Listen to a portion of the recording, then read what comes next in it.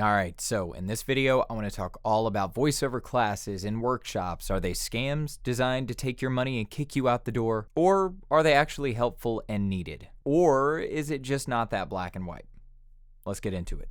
So I saw a video the other day from a voice actor making a blanket statement that all voiceover classes, workshops, private coaching, etc.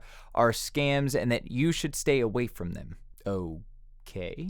Well, is that true? No, it's not. However, there are definitely a lot of scammy people and businesses out there that you should stay away from. So I figured I'd make a video listing out all of the red flags that you can look out for that would guide you to let you know if a person or a studio is indeed a scam. All right, so to start, and you've probably heard this one a billion times, but does the person or studio offer a demo at the end of the class or workshop? Ding, ding, ding. Huge red flag. Now, I've covered this in other videos, so I won't go into a really deep explanation here, but a voiceover demo is one of the most important things that you can have done for your career. Agree or disagree, but if you take one class or workshop, you are not ready for a voiceover demo. Most professionals in the industry will tell you to wait at least 6 months, sometimes way longer, to get a demo made, and this is typically where you get a lot of kickback from people, but here's the thing. There's a ridiculous stereotype in the voiceover and acting industry for whatever reason that claims acting is easy and anyone can do it. Really? Oh man. Oh God. Oh man. Oh my God! Jim! I can't believe you committed suicide. I cannot believe you committed suicide. You are lying. I never hit you. You are tearing me apart, Lisa. Yeah, usually people that make those claims have absolutely no experience whatsoever. They also say things like, well, voiceover's just talking. Anyone can do it. Yeah, and running's just running. If I signed up for the Olympics tomorrow, I could win because we all run. Acting, whether on camera or behind a mic, takes a lot of work, dedication, and practice. As I always say, you don't pick up a football and join the NFL the next day. Now, before moving on to the next red flag, I do need to make an addendum here. I've personally heard and witnessed a voiceover studio make the same claim about don't take a workshop or a class if it offers a demo at the end, and then turn right around and offer a workshop that offered a demo at the end. I was in shock when they did this and thought to myself, maybe they know something that I don't? And it turns out, nope. They just wanted to make some extra money off the people coming in to take that workshop, and what better way to make more money than by offering a free demo at the end to all the newcomers that don't know any better? I say that to say, pay attention. Some studios are really slick and find ways to fool people. A studio making a claim is one thing. Once the claim is made, they now need to back it up with their actions. So just pay very close attention and make sure that the studio or the person's backing up what they claim and what they say with their actions. All right, and now along those same lines, if a studio or coach offers to record a demo for you and you've either never trained before or you've only trained with them or another studio or coach for a very short time, yeah, scam. It's so incredibly obvious that they don't care at all about your career or your success and only want you to make a demo so that they can make the demo money. If they actually cared about your success and your career, they would make sure that you had the proper training and skills before charging you for a $2,000 demo.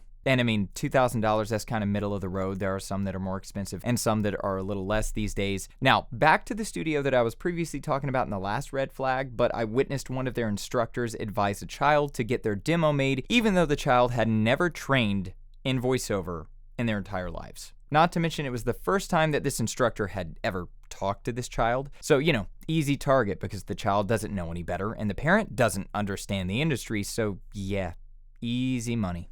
And then that same studio also works with an instructor that trained someone for just 2 weeks and had them record a demo. The kicker, other than the whole 2 weeks thing, is the demo was for animation. Animation is an infinitely harder thing to get right than most other demos, and yet again, they just wanted to make that demo money. The worst part is this studio never addressed the issues or talked to their instructors about what they had done, which tells you everything you need to know about that studio as a whole. To sum up this red flag, don't just pay attention to the studio, pay attention to their instructors and what they're doing. That will tell you all you need to know about that studio. All right, so if you sign up for a private coaching session or a session with a studio and they don't ask for any information from you to study before the class or the consultation, to get to know you a little bit better and to get to know where you're at in your career, well, it's probably a scam. Unfortunately, I had this happen to me really early in my career, and even though I was new and naive, I still knew there was something wrong while it was happening. The coach didn't ask me for any information before our consultation, and I thought that was a bit odd, so I sent them over a couple of demos to listen to before our session so they could better gauge where I was at in my career and my skill level. And then also, that way they would know what exactly we needed to work on in our private consultation instead of just waiting until the last second to decide. Well, I never got a response when I sent the demos over to this person. Surprise, surprise. So I just thought maybe they listened to them and took some notes and we'd talk about it during our consultation. And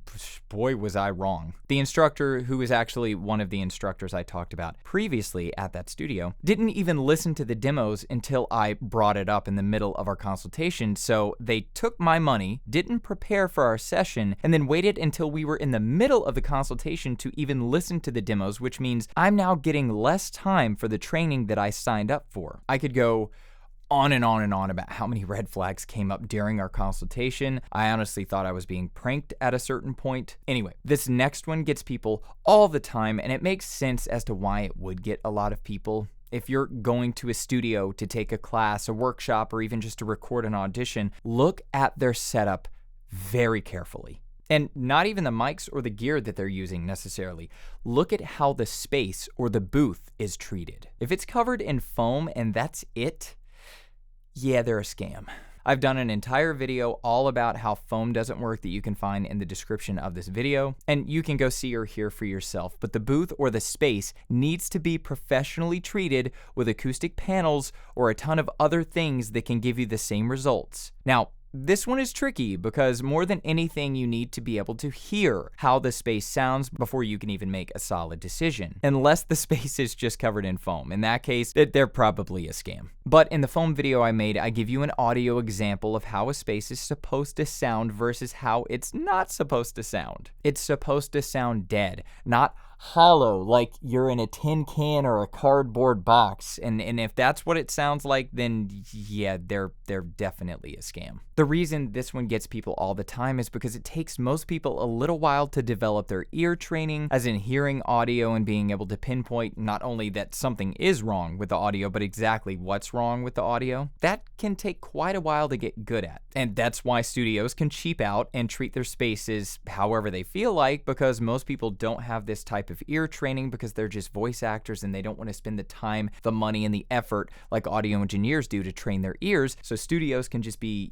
really, really cheap, not treat their space professionally, and have people coming in to record auditions or to record jobs, and they just keep raking in that money because those people don't know any better. I used to see it personally day in and day out. Not good. Now, I won't name names, but at the same time, I'm trying to help you not get scammed by these studios. So I used to know a studio really well, the same one I've been talking about this whole entire time, that did this exact same thing to their customers and still, to this day, do this to their customers. The booth that they take people into during their classes and when they record people's auditions is only treated with foam, and not that much foam either. As you can imagine, anyone who records in that booth sounds like they're speaking in a tin can or a cardboard box. No matter what people said, they would not fix it, even when those people were audio engineers and home studio experts.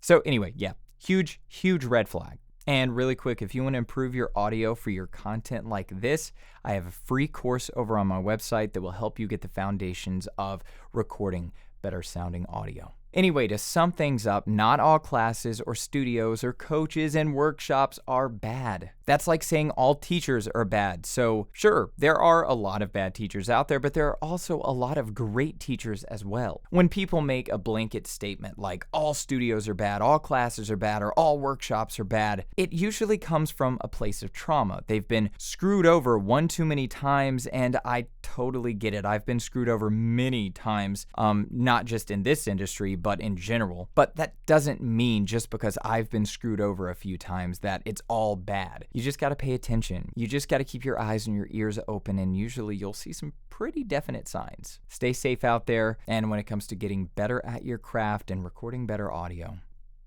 You know what they say.